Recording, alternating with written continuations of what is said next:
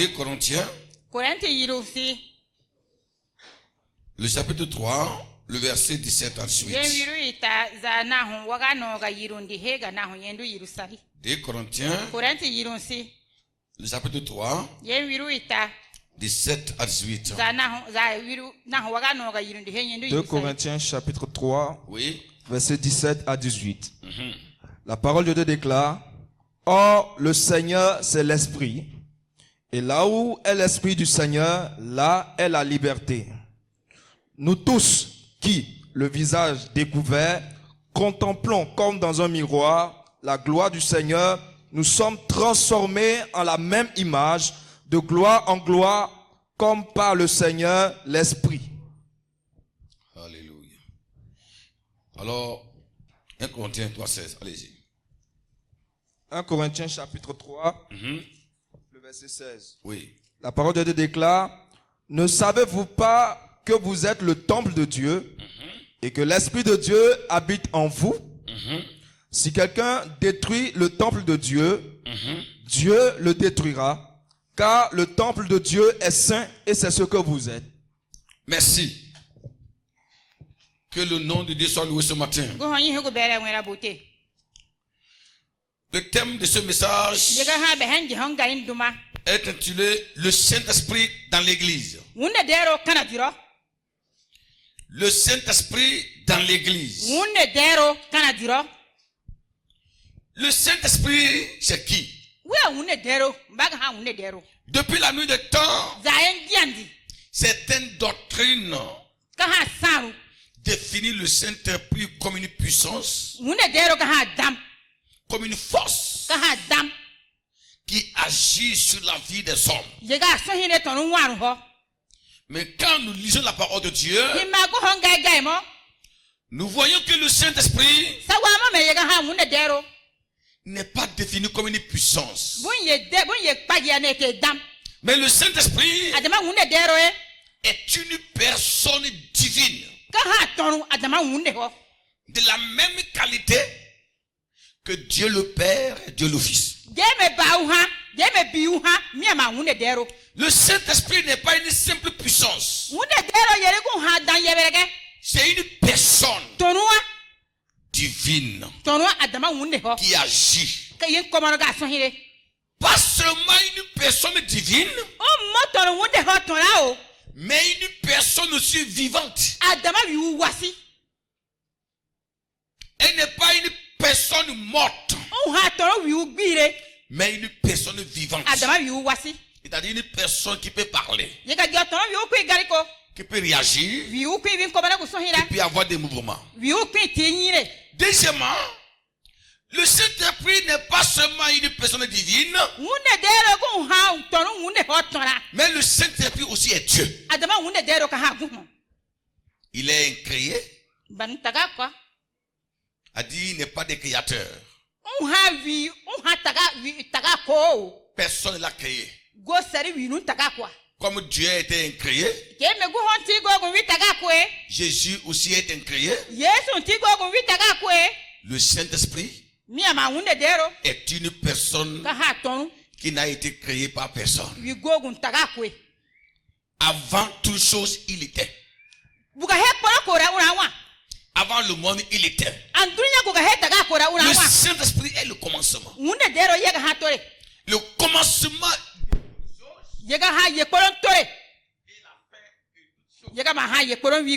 Le Saint-Esprit, quand vous regardez la filiation de la Trinité,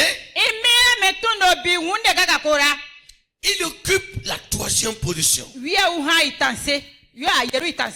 occupe la première place. Jésus occupe la deuxième place.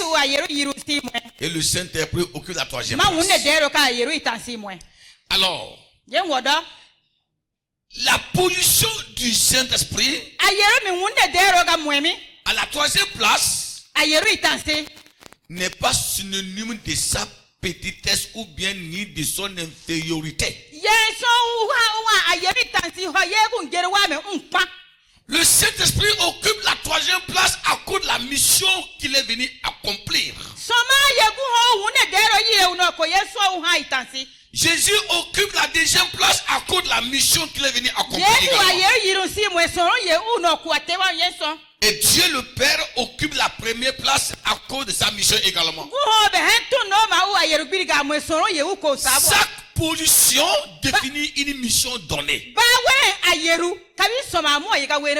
Dieu est appelé Dieu le Père. Parce que c'est lui qui crée. Sa mission est de créer. Vous verrez dans l'Ancien Testament, on dit au commencement Dieu créa. Dieu est la tête de la création. Dans sa fonction, c'est lui qui donne l'ordre. Il est le créateur. Oui, Jésus fait partie alors des personnes aussi qui ont participé à la création. Mais dans l'hiérarchie des fonctions, c'est le nom de Dieu qui est vu. Peut-être parce que c'était quoi? L'âge de la création. Quand vous lisez dans Jean 1:1, Jean décrit Jésus comme créateur. Mais dans l'Ancien Testament, on dit quoi? Au commencement, Dieu créa les cieux et la terre. Alléluia. Avec dans la création, chacun a eu sa fonction dedans. Le Saint-Esprit était présent. Jésus était là. Dieu le Père était là. Nous n'avons pas trois dieux. Nous avons un seul Dieu. Uni. En une seule personne. Mais chacun a ses fonctions. Alors, Dieu crée. Et Jésus rachète. Jésus occupe la deuxième place parce qu'il est le Dieu qui rachète ce qui a été détruit, ce qui a été gâté. Il est là pour racheter. Moi, ma fonction, il est créé. Ta fonction, il faut racheter. Après la création, le monde a connu une déchéance. L'ennemi a perverti le monde. La créature de Dieu a été rompue avec le Seigneur. Le péché entre dans le monde avec puissance. Mais Jésus est venu pour racheter. C'est pourquoi il porte le nom Sauveur. Celui qui rachète, qui sauve, qui récupère ce qui a été gâté. Nous avons été gâtés. Nous avons été détruits, humiliés, perdus par le diable à cause du péché, de la désobéissance. Et Jésus-Christ, le Fils de Dieu, le Dieu qui rachète, le Dieu sauveur, il est venu, il nous a récupérés. L'apôtre Paul déclare dans Éphésiens chapitre 2 que nous étions autrefois dans un train de mort. Et le diable était le conducteur de ce train-là. Et il nous a menés tous en enfer, à la mort éternelle. Mais gloire soit rendue à Dieu. Jésus est venu. Il nous a libérés. Il nous a fait sortir de ce train mortel par sa mort à la croix. Voilà pourquoi Jésus-Christ est appelé Dieu le Fils. Le Fils qui rachète ce que le Père avait perdu. Le Fils qui rachète, qui récupère ce que le Père a perdu. Dans le jardin d'Éden, Dieu nous a perdus. Le diable a volé.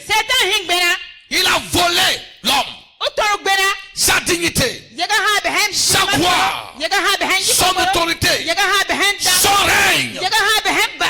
Nous avons été pillés par Satan. Nous avons été volés par le diable. Et Dieu envoie son fils. Il dit, il faut racheter. Allez me récupérer. Je sais que tu es mon fils. Tu es capable. Tu es mon fils. Tu es de la même nature que moi. Alléluia. Tu as le même pouvoir que moi. Rachète. C'est pourquoi Jésus n'a pas été appelé enfant de Dieu. Il a été appelé fils de Dieu. Un enfant n'a pas de pouvoir. Hein? Un enfant est immature. Il n'a pas toutes les connaissances. Mais le fils, c'est quelqu'un qui a quitté l'étape de l'enfance et qui est venu au niveau de fils. Quand Jésus était enfant, on dit l'enfant de Marie. Mais après son baptême, Dieu le déclare quoi? Dans la main, Dieu déclare au bord du fleuve Jourdain, voici, celui-ci est mon fils. Celui-ci est mon fils bien-aimé, en qui j'ai mis mon affection.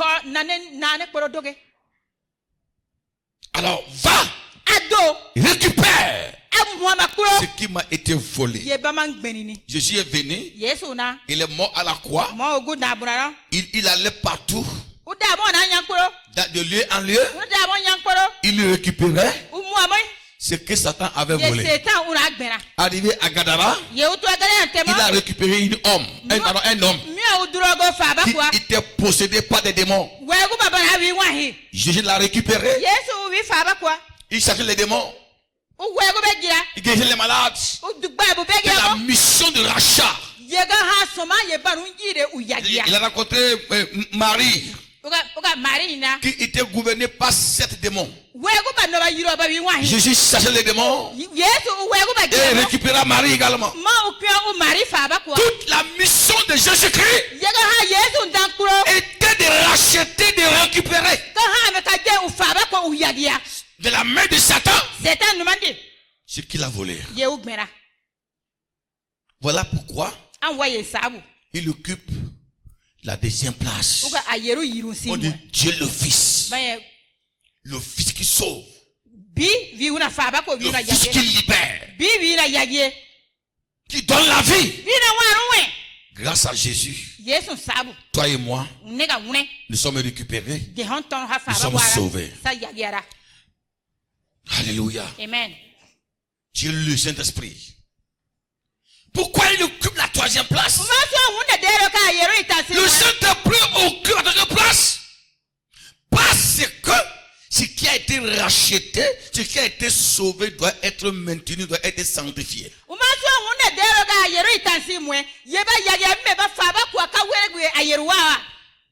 Le Saint-Esprit est le gardien de l'église. Le protecteur de l'église. Ce qui a été racheté ne doit pas être mis à l'air libre. Doit être protégé, doit être conservé, doit être scellé, doit être préservé. Tout la mission du Saint-Esprit. Jésus va dire ça. Il vous est avantageux que je m'en aille. Alléluia. Amen. Quand je m'en serai allé là, je vous enverrai le consolateur. Le Saint-Esprit. Il sera avec vous. Il sera avec vous. Il va vous garder. Il va vous apporter ce que j'ai. Il ne parlera pas de lui-même, mais il parlera de moi. Parce que c'est moi qui l'ai envoyé pour assurer ma présence auprès de vous. Voilà pourquoi le Saint-Esprit occupe la troisième place. Il est la dernière personne qui prépare l'église pour l'enlèvement. Alléluia. La personne qui garde l'église contre des attaques du diable. La personne qui protège l'église contre l'envahisseur. C'est pourquoi là où il n'y a pas l'Esprit Saint, c'est dangereux. Donc, l'occupation de la troisième place par le Saint-Esprit n'est pas une place d'infériorité, mais c'est une place de mission. Alléluia. L'occupation de Jésus à la deuxième place n'est pas une place d'infériorité, mais une place de mission. L'occupation de Dieu à la première place n'est pas une place de supériorité, mais une place de mission. Le Saint-Esprit est Dieu. Jésus est Dieu. Et Dieu est Dieu. Ils font tout ensemble. C'est pourquoi Dieu dit: faisons l'homme à notre image, descendons et confondons-les. Alléluia. Amen. Mais en matière de mission, chacun occupe sa place. C'est pourquoi ce matin, je vous parle le Saint-Esprit dans l'église. C'est quoi l'église? L'église, c'est la maison de Dieu. L'église, c'est l'ensemble des rachetés de Christ. C'est l'ensemble des récupérés de Dieu. C'est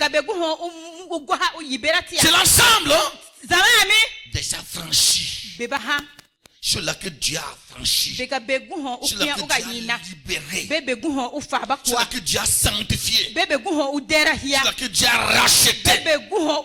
C'est l'ensemble de tout cela qu'on appelle l'église. Alléluia. Ceux qui portent la marque de Jésus, qui portent le sceau du Saint-Esprit, c'est ça qu'on appelle l'église. Le Saint-Esprit dans l'église nous parle de la présence de Dieu lui-même dans l'église. Alléluia. La question que nous posons ce matin: alors, le Saint-Esprit dans l'église pour quelle mission? Il est dans l'église pour quelle mission? C'est-à-dire, il y a quoi? Quand le Saint-Esprit est là, il fait quoi dans l'église? Deuxièmement, comment un enfant de Dieu peut profiter de la présence du Saint-Esprit dans l'église pendant qu'il est là? Alléluia. Amen. Le but de mon message de ce matin, c'est de nous amener tous à vivre, à communier avec le Saint-Esprit pendant qu'il est là. Et également nous amener à préserver la présence du Saint-Esprit dans l'église. Le Saint-Esprit dans l'église.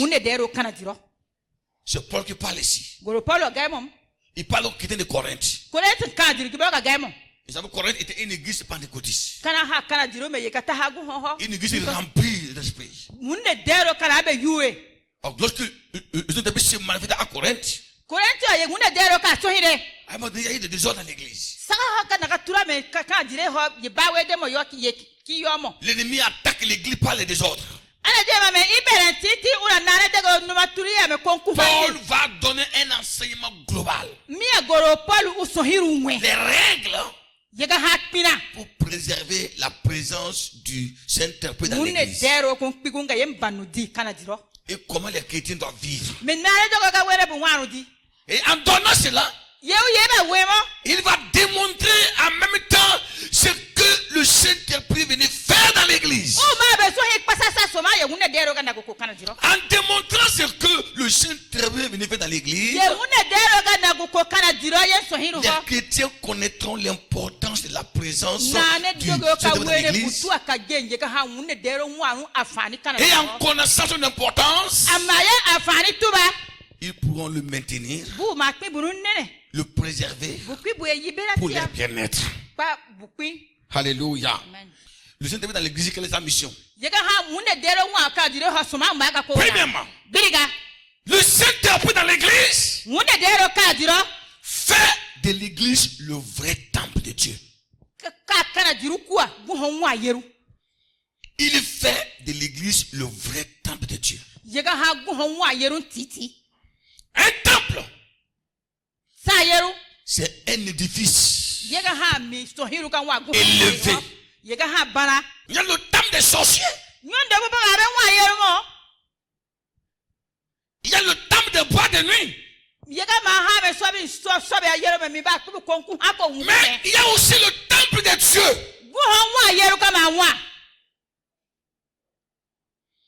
Dans le temple de Dieu, c'est Dieu qui est assis à la première place. C'est Dieu qui contrôle son temple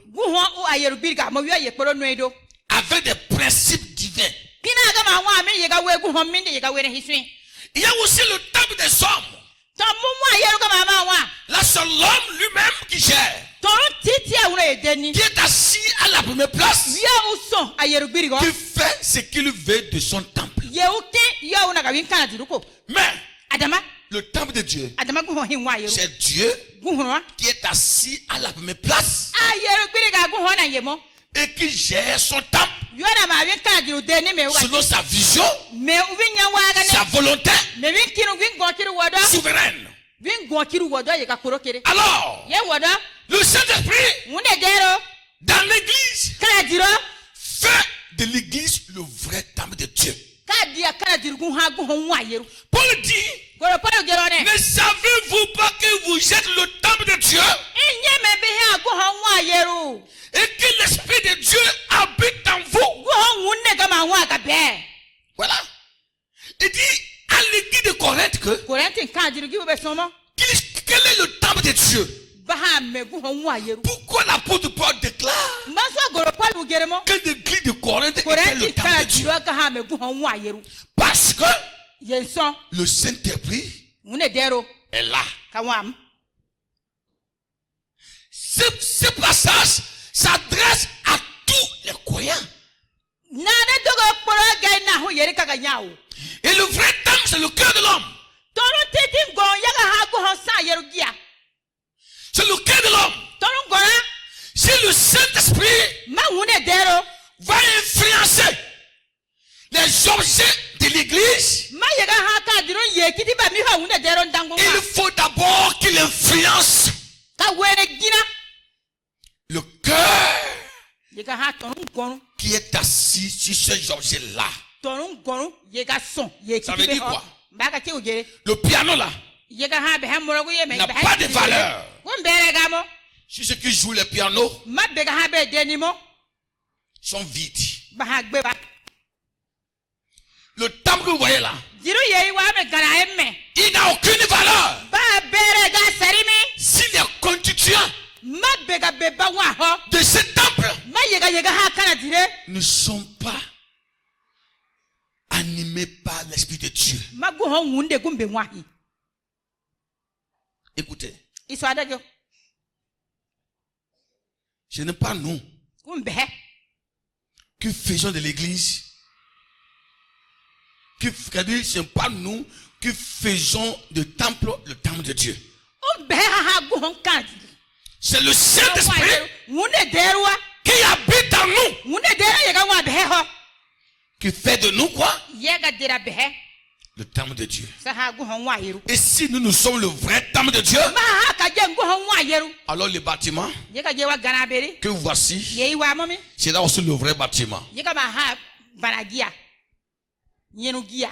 Le bâtiment peut être beau, luxueux, de gratte-ciel, avec tout ce qu'il faut. Mais si les hommes qui habitent ne sont pas habités par le Saint-Esprit, ce bâtiment n'est pas le temple de Dieu.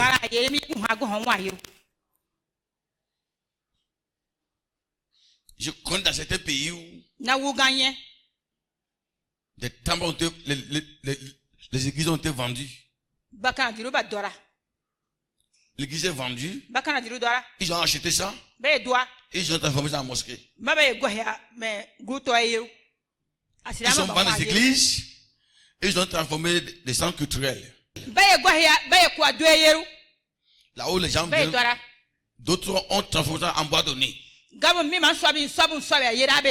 Ils ont vendu ça. Mais est-ce que le bâtiment a changé? Est-ce que le bâtiment a changé? C'est le même bâtiment qui est là. Voilà. Pour dire que si le bâtiment doit être important, cela dépend de nous. Est-ce que l'Esprit de Dieu est en nous? Il dit que vous êtes le temple de Dieu. Paul ne parlait pas du bâtiment. Il parle du cœur. Vous êtes le temple de Dieu. Pourquoi vous êtes le temple de Dieu? Parce que le Saint-Esprit habite en vous. Autrement dit, c'est le Saint-Esprit qui fait de notre cœur la maison de l'Éternel. Si le Saint-Esprit n'habite pas en toi, ton cœur n'est pas le temple de Dieu. Ton cœur est le temple de Dieu. Lorsque le Saint-Esprit y habite. Il dit quoi? Et si votre cœur est le temple de Dieu, alors vous n'avez pas le droit de faire de ce temple ce que vous voulez. Lisez la suite. 1 Corinthiens 3,16. 1 Corinthiens chapitre 3 verset 16. Écoutez bien ce qu'il dit. Ne savez-vous pas que vous êtes le temple de Dieu? Ne savez-vous pas que vous êtes le temple de Dieu? Et que l'Esprit de Dieu habite en vous? Et que l'Esprit de Dieu habite en vous? Si quelqu'un détruit le temple de Dieu, si quelqu'un détruit le temple de Dieu, Dieu le détruira. Dieu aussi le détruira. Car le temple de Dieu est saint. Le temple de Dieu est saint. Et c'est ce que vous êtes. Et c'est ce que vous êtes. Vous comprenez ça? C'est ce qu'il dit? Il dit, ne savez-vous pas? Paul s'adresse à une communauté qui n'est pas consciente de ce qu'elle est. Bien qu'elle soit le temple de Dieu, elle n'est pas consciente de ce qu'elle est. Elle se permet de faire ce qu'elle veut avec le temple de Dieu. Les gens disent, mais c'est ma vie. C'est ma vie. Je ferai de moi ce que je veux. Paul dit non. Jamais. Si réellement vous êtes, si réellement l'Esprit de Dieu habite en vous, vous ne vous appartenez plus. Vous appartenez à Dieu. Parce que le Saint-Esprit a fait de vous le temple de Dieu. Et si tu fais ce que tu veux avec ce temple-là, et que l'Esprit de Dieu quitte, alors ça veut dire que tu as détruit le temple de Dieu. Et si quelqu'un détruit le temple de Dieu, Dieu le détruira. Comment le détruire, le temple de Dieu? Par la violation des principes établis par Dieu. Par l'immoralité. Par le péché. C'est pourquoi il dit quoi? Le temple de Dieu est saint. Là où Dieu habite est saint. Donc le Saint-Esprit dans l'église, alors fait de nous le vrai temple de Dieu. Et le vrai temple de Dieu, c'est un temple saint. C'est un temple pur. Si ton cœur n'est pas saint, tu n'es pas le temple de Dieu. Si ton cœur est corrompu, tu n'es pas le temple de Dieu. Si ton cœur est souillé, tu n'es pas le temple de Dieu.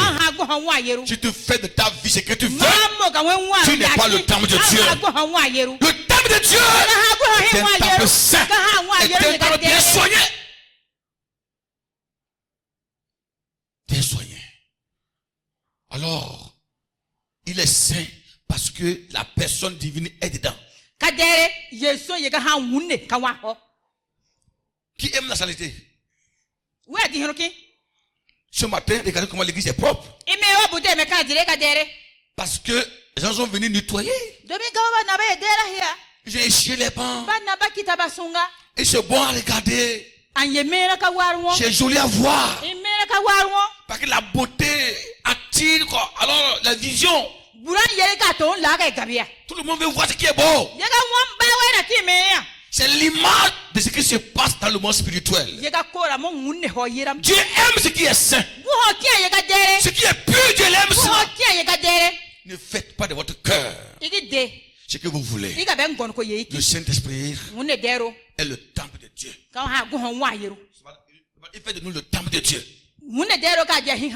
Voilà la première mission du Saint-Esprit dans l'église. Il ne vient pas pour suivre l'église, ni pour détruire l'église. Il vient pour sanctifier l'église, pour transformer nos cœurs le temple de Dieu. L'esprit qui détruit ne vient pas de Dieu. L'esprit qui fuit ne vient pas de Dieu. L'esprit qui corrompt ne vient pas de Dieu. Si ta mission dans l'église n'est pas pour fortifier, pour sanctifier, pour conserver la dignité de Dieu, sache que tu es possédé par un autre esprit. Lorsqu'on devient le vrai temple de Dieu, on respecte les principes divins. Il y a des gens qui disent oui, je ferai ma vie de ce que je veux. Je ferai ma vie de ce que tu veux. De ce que je veux. Et personne n'a le droit de m'empêcher de ma vie ce que je veux. Il y a quelqu'un. Dieu. Dieu. Si ta volonté n'est pas en règle avec la volonté de Dieu, sache que tu n'es pas le temple de Dieu. Les chrétiens de Corinthe, ils parlaient en langue, ils prophétisaient, mais ils voulaient aussi faire ce qu'ils veulent. Ils voulaient vivre avec le monde. Et il n'y avait pas la différence entre des adeptes de fétiches corinthiens et des croyants. Ceux qui venaient à l'église parfois s'habillaient comme les païens. Ils agissent comme les adeptes de la corinthienne.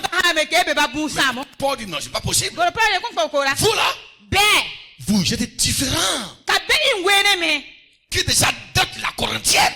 La corinthienne était une divinité. Corinthienne là, c'était une divinité que les gens allaient pour adorer. Parmi les croyants, ceux qui sont convertis là, beaucoup se comportaient comme des adeptes de la corinthienne. C'est comme on se dit qu'on est chrétien, on vient à l'église, on va dans les boîtes de nuit, on danse, on fait ce qu'on veut, et on vient encore à l'église, et on dit que Dieu connaît mon cœur. Comment? Il doit faire la différence. Quand le Saint-Esprit est dans votre cœur, il doit influencer votre aspect physique. Il doit influencer votre aspect physique. Je connais des gens hier qui avaient le teint noir.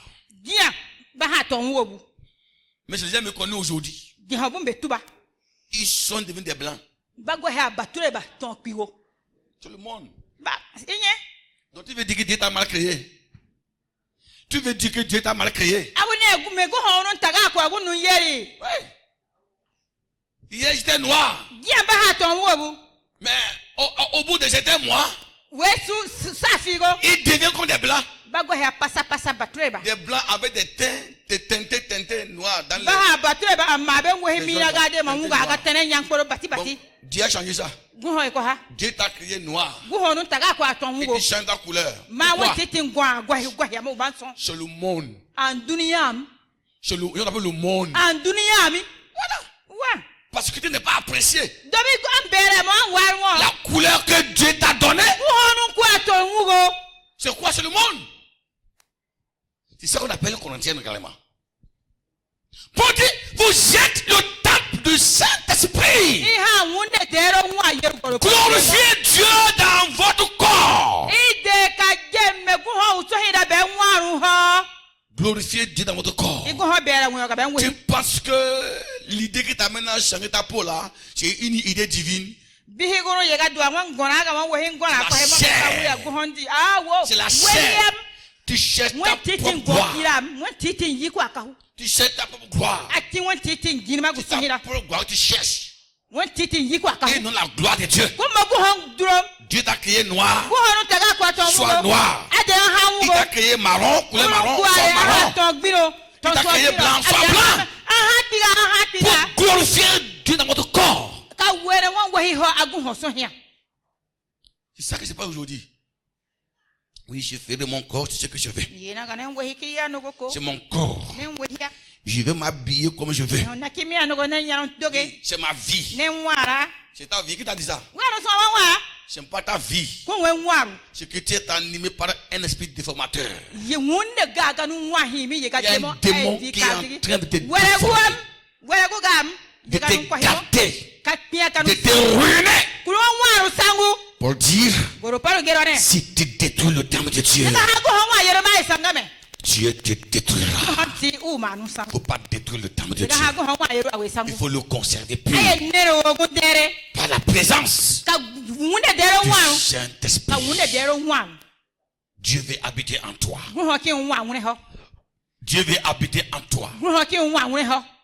Il veut habiter dans ta maison, dans ton cœur. Il veut faire de lui le vrai temple. Mais il faut laisser l'Esprit Saint habiter en vous pour faire de vous le vrai temple de Dieu.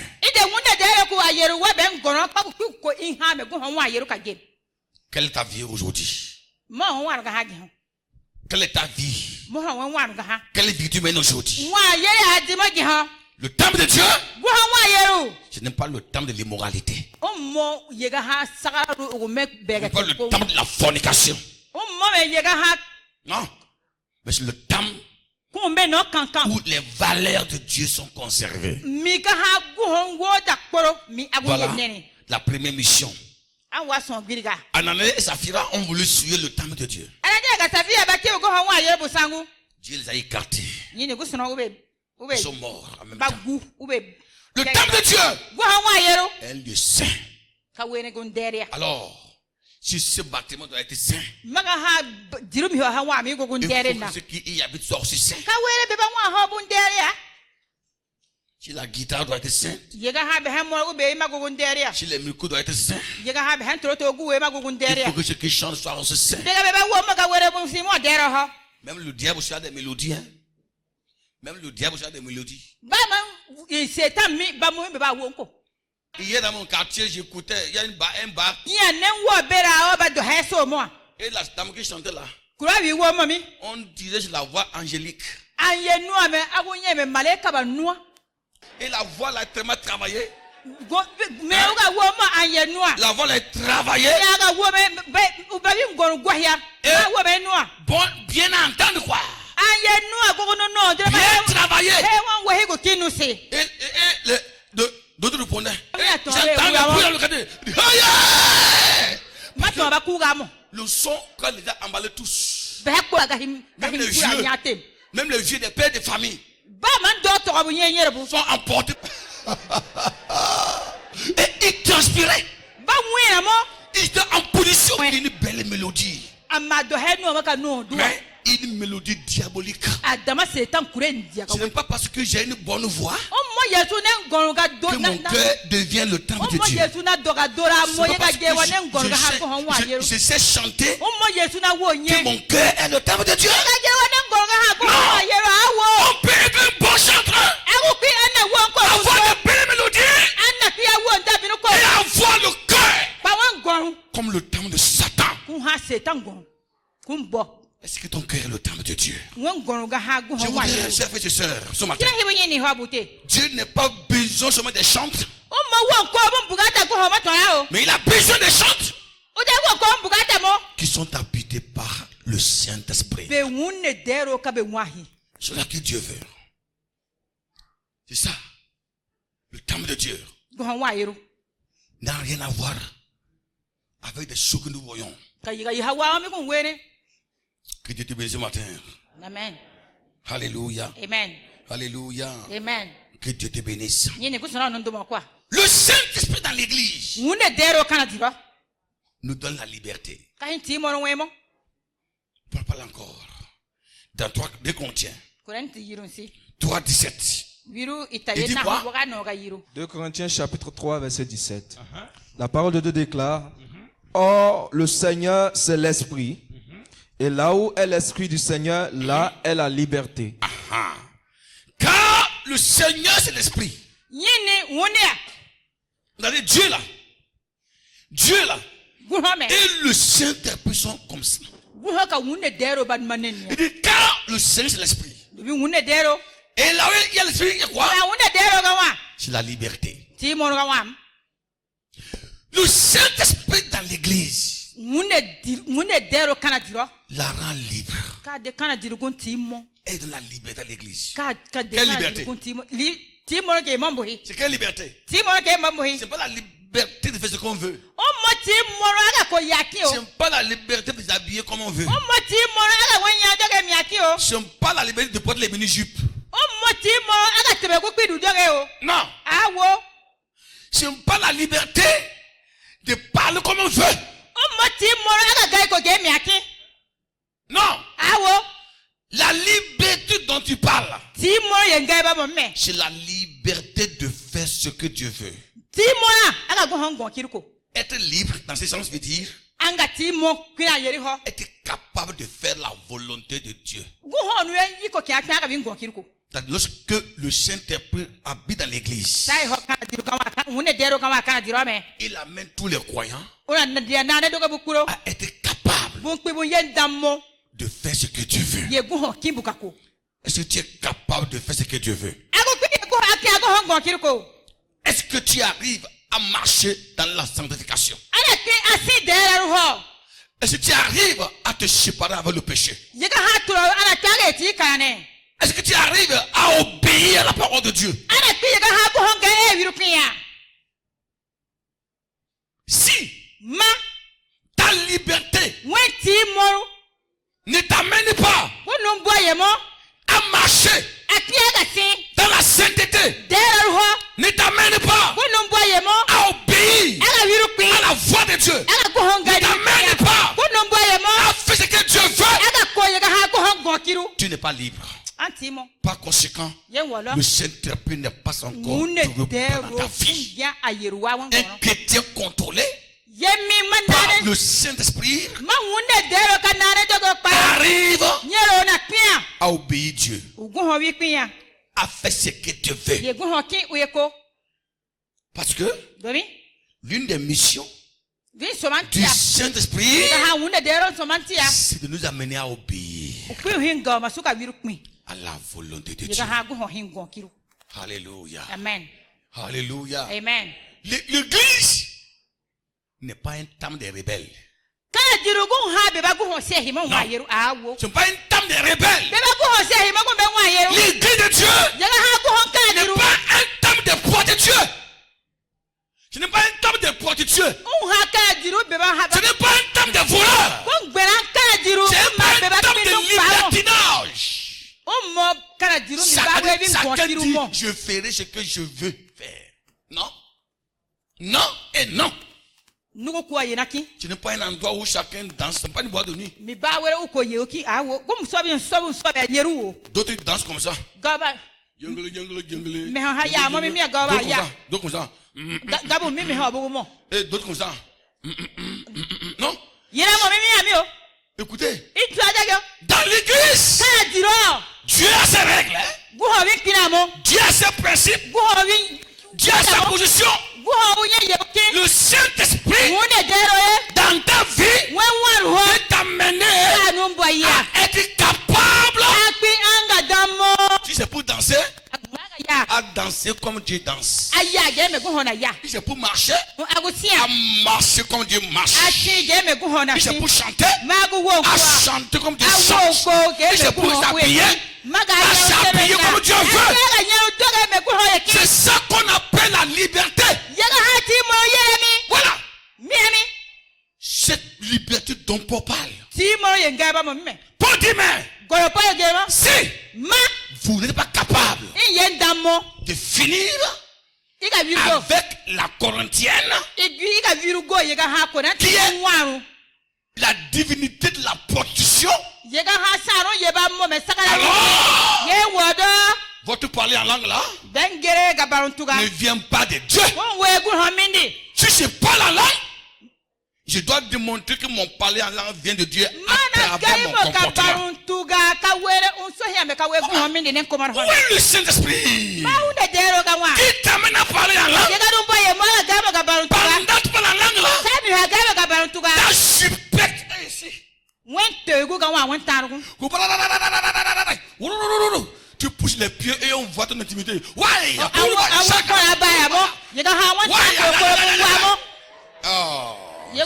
Écoutez, le Saint-Esprit n'est pas un esprit qui expose d'intimité des femmes à l'église. C'est pas un esprit qui te donne la liberté à exposer la forme de tes seins à l'église.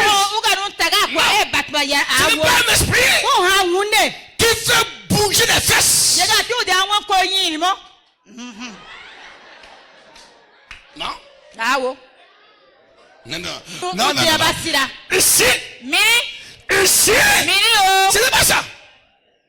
Comment tu peux dire pas la langue?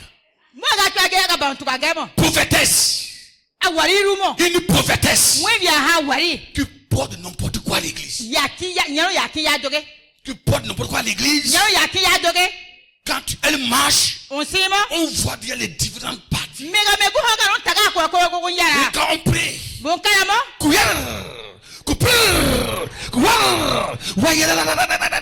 et pendant que parle là, tous les différents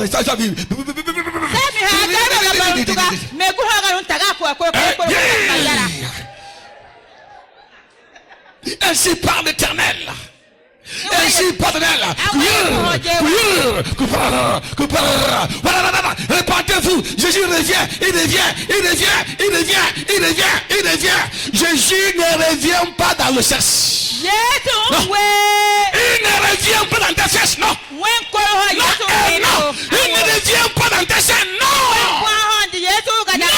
Jésus revient dans sa gloire et dans sa sainteté. Soyez saints, soyez libres, soyez capables de faire ce que Dieu veut que tu fasses. Oui, moi je ne suis pas vieille. C'est mon temps. Il faut que je démontre ma capacité. C'est mon temps. Ton temps c'est quoi? C'est la démonstration des seins, des fesses. Allez fouiller. Vous verrez, il y a des gens qui ont porté des seins plus luscieux que la vôtre. Mais ils ne sont plus là.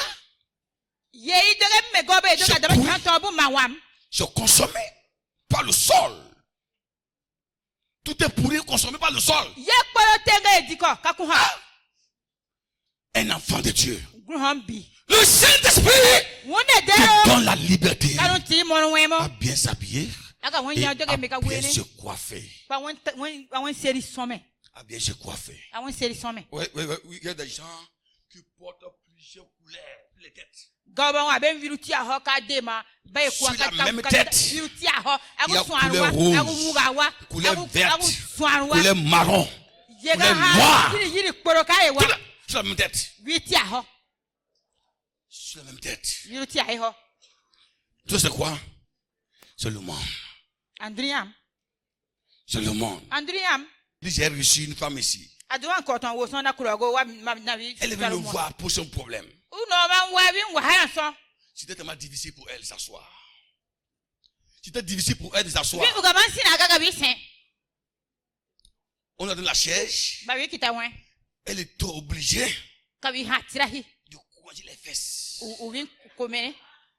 Comme ça, parce que si jamais fait un faux pas, on verra le Pays-Bas.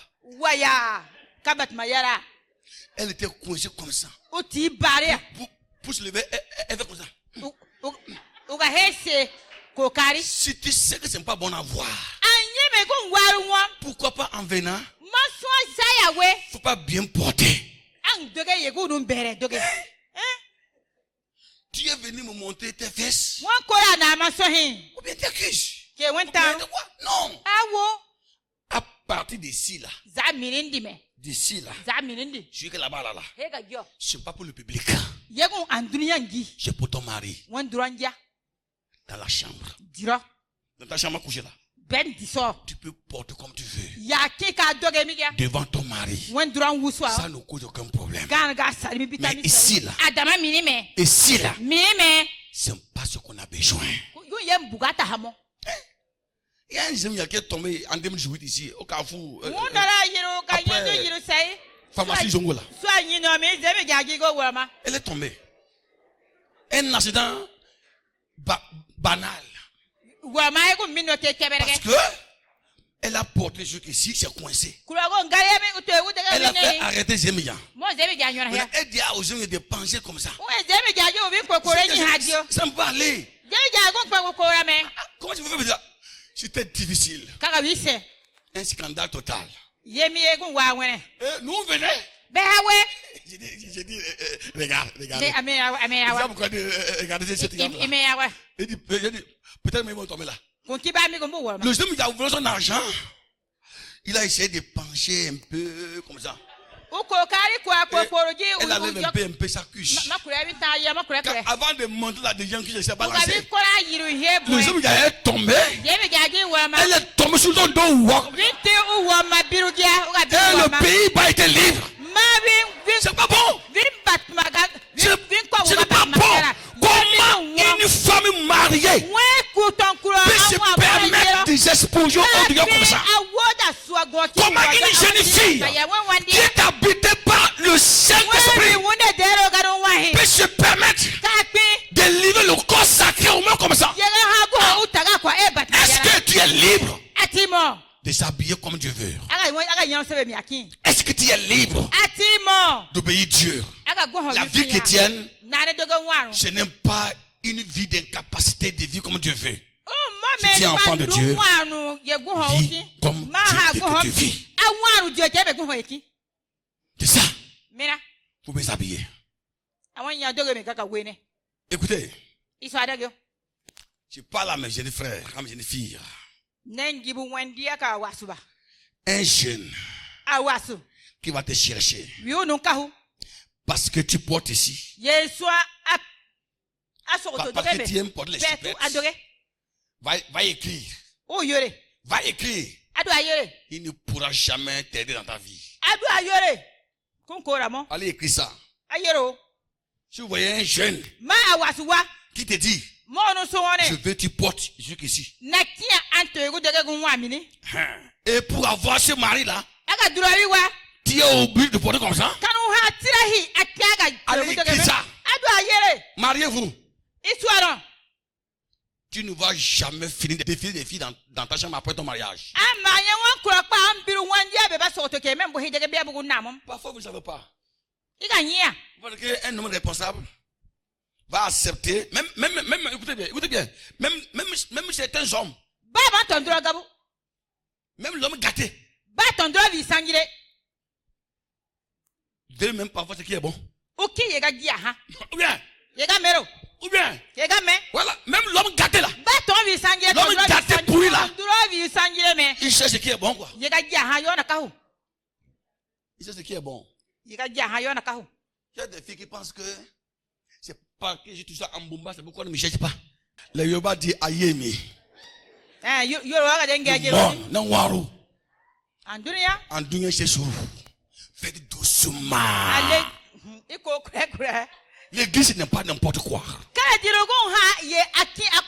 Quand on rencontre un chrétien pentecôtiste, son habillement, sa coiffure, ses chaussures, comme monter à peu près que là. C'est un vrai chrétien. Ça, c'est la vérité. Si vous fouillez ses pages Facebook, vous saurez que c'est un chrétien.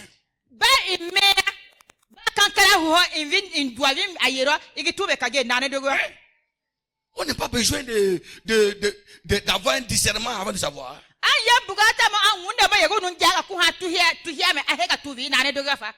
Le voit des filles sur Facebook. Cours de pain de chichi ici. Il marche, ça ouvre sa ferme. Ça ouvre sa ferme. Ça ouvre sa ferme. Ça ouvre sa ferme. Voilà. Et sur Facebook, là, elle voit comme ça.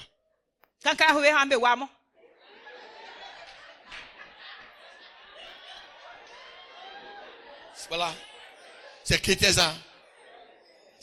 Après tu vas dire que non, Dieu ne regarde pas le corps, mais c'est le cœur. C'est quel cœur? C'est faux. Qui te veut tromper? Hein? Le Saint-Esprit là, sa mission, c'est de faire sur ta langue. Comme ça.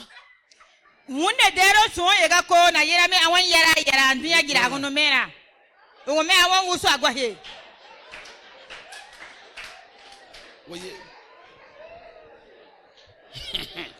On appelle ça des positions sectaires. C'est des positions sectaires. C'est-à-dire, vous faites ça pour adorer des sectes. Des sectes. Mais vous savez pas? Les partenaires de l'empire de Satan là. Il faut des commentaires. Super Mongo. Super.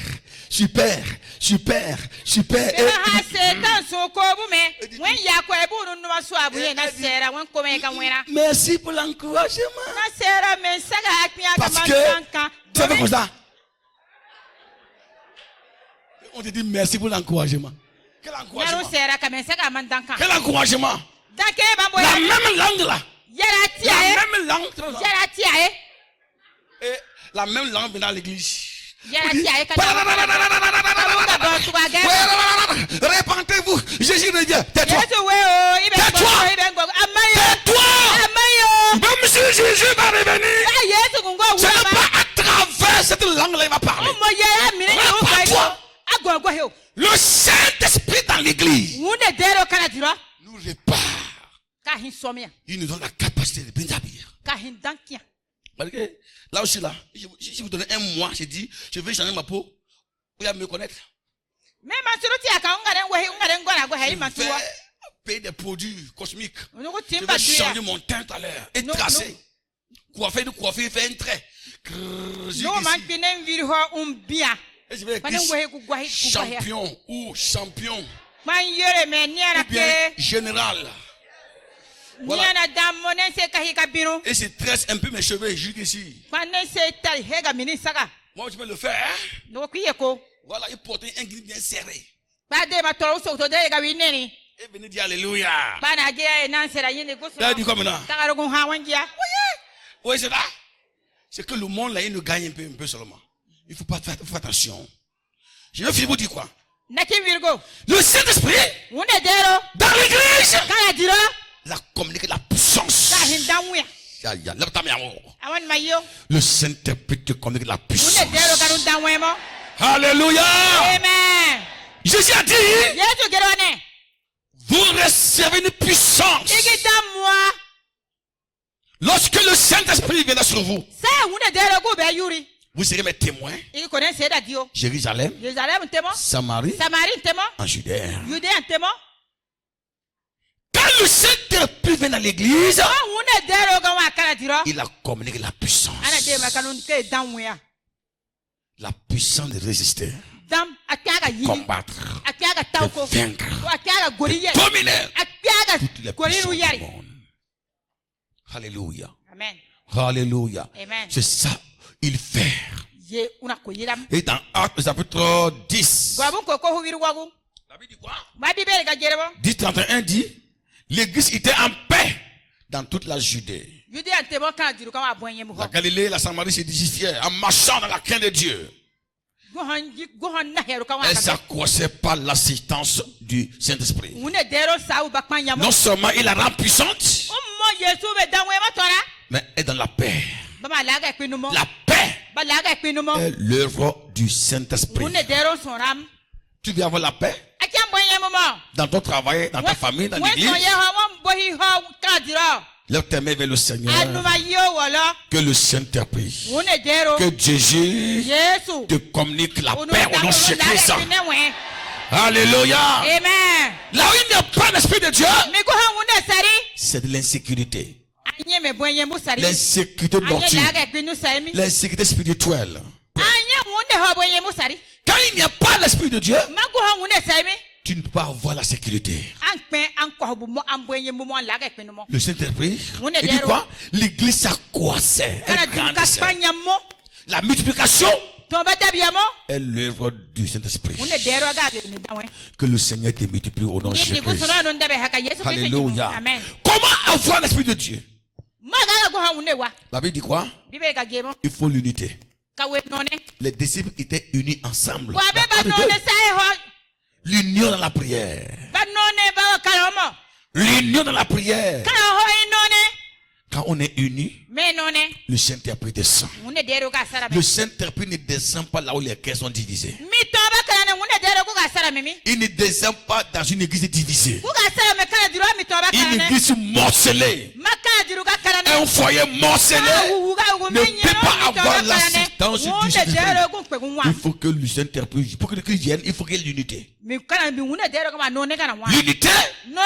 attire la puissance d'esprit. Et quand le Saint-Esprit vient dans l'unité là, il bénit, il multiplie les finances, il multiplie la santé, il multiplie la paix, il multiplie la joie. Il y a la joie dans la présence de Dieu. Mais avant qu'il y vienne, l'église doit être unie. Si on est unis, en priant, le Saint-Esprit va descendre. Alléluia. Deuxièmement, il faut la prier d'ensemble. Alléluia. La prière d'ensemble est différente que l'unité. On peut être unis et ne pas prier ensemble. Quand il y a l'unité, il faut que les croyants se retrouvent ensemble, même endroit, même objectif, pour le Seigneur.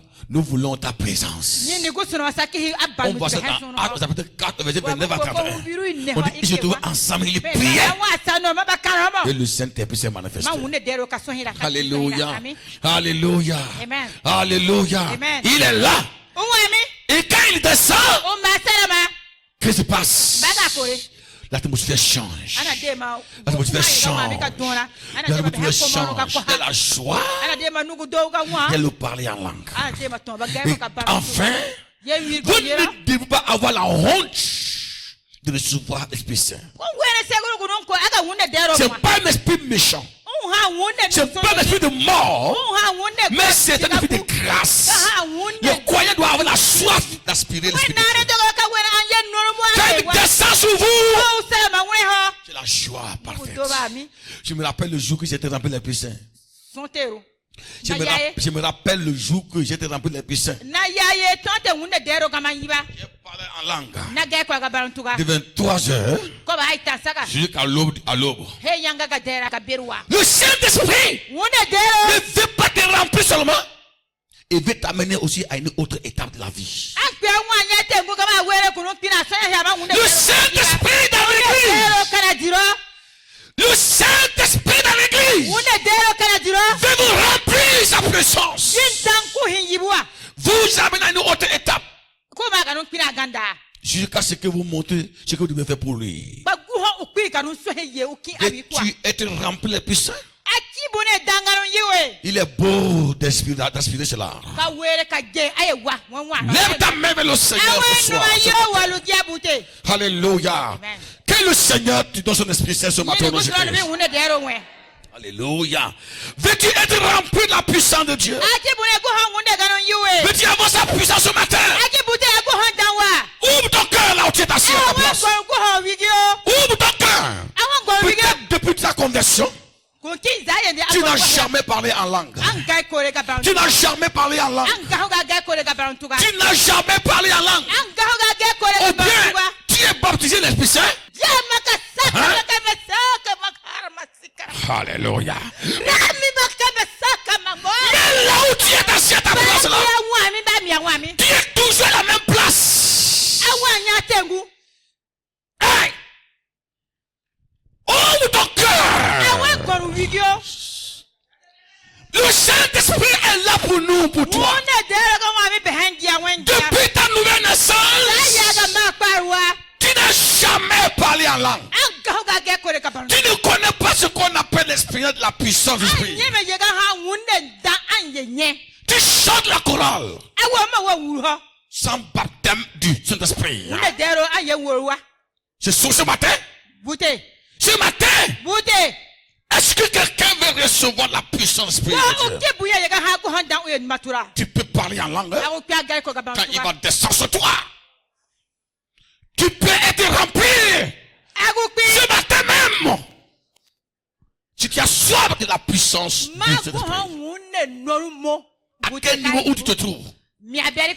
Tu es au niveau de ceux-là qui n'ont jamais expérimenté?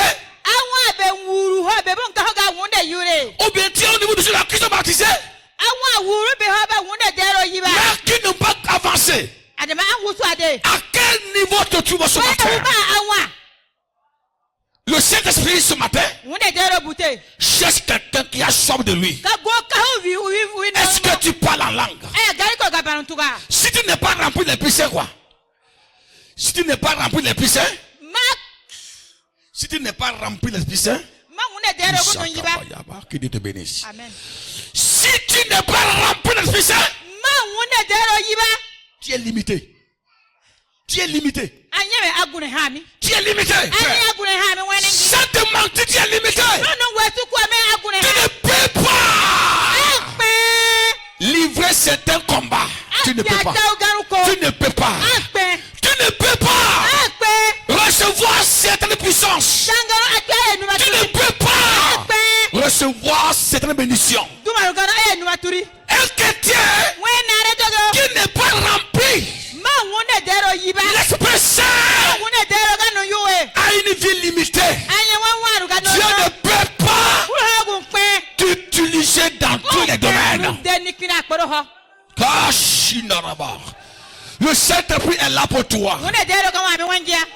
Il est là pour toi. Il y avait une fille. Il y avait une fille qui était nouvellement convertie. Après son baptême d'eau, elle a été remplie de l'Esprit Saint. Quand elle voulait rentrer à la maison, en priant, elle s'est mise à parler en langue. Il y avait une grande sorcière dans la maison là. Quand la fille s'est mise à parler en langue, la sorcière dans la maison qui a tué son papa, sa mère, son grand frère médecin.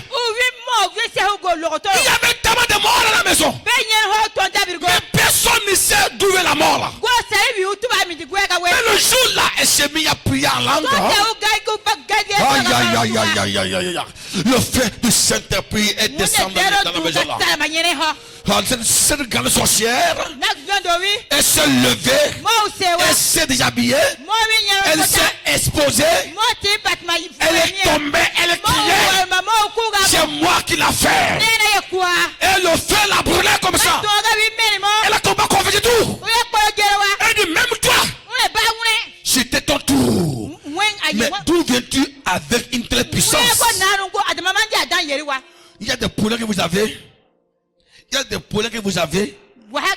C'est parce que tu n'es pas encore rempli les puissants. Les sorciers vont vous manipuler comme ça. Tu n'auras pas une paix durable, quoi. Tu auras des pertes. L'anxiété, la fatigue. Tu auras des troubles même. Quand le feu ne brûle pas là, même n'importe qui peut mettre la main dans tes affaires. Ce matin, Dieu veut te remplir. Il veut faire de toi des charbons brûlants. Veux-tu être rempli du Saint-Esprit? Là où tu as tiré ta place là. Premièrement, il faut ouvrir ta bouche et dire Seigneur, je vais être rempli. Je veux ma promesse. Tu m'as promis l'Esprit Saint. Donne-moi ça. Il va te le donner. Alléluia. Et quand ça va venir, n'ayez pas peur de parler la langue que Dieu vous donne. Le Saint-Esprit est là ce soir. Ce matin. Il est là. Il est là. Il est là pour quelqu'un qui a soif. Si tu as soif, du Saint-Esprit, lève ta main à ta place. Si tu as soif, je parle à ceux qui ont soif. Je parle à ceux qui ont soif. Si tu as soif du Saint-Esprit, lève ta main à ta place. Ouvre ta bouche pour recevoir. Ouvre ton cœur pour recevoir. Maintenant, le Saint-Esprit est là. Il va te baptiser. Il va te remplir. Il va te remplir. Que celui qui n'a jamais été baptisé ce matin reçoit le baptême de l'Esprit. Recevez maintenant. Reçois maintenant. Parle maintenant. Reçois maintenant ta place. Le baptême. Est-ce que quelqu'un peut recevoir? Quelqu'un peut recevoir cela? Quelqu'un peut recevoir? Ouvre ta bouche. On parle recevoir. L'Esprit Saint. Recevez-le maintenant. Reçois maintenant. Reçois-le maintenant. Parle maintenant. Parle maintenant. Prie à haute voix maintenant. Prie à haute voix. Prie à haute voix. Cesse de bailler. Cesse de bailler. Cesse de bailler. Prie à haute voix maintenant.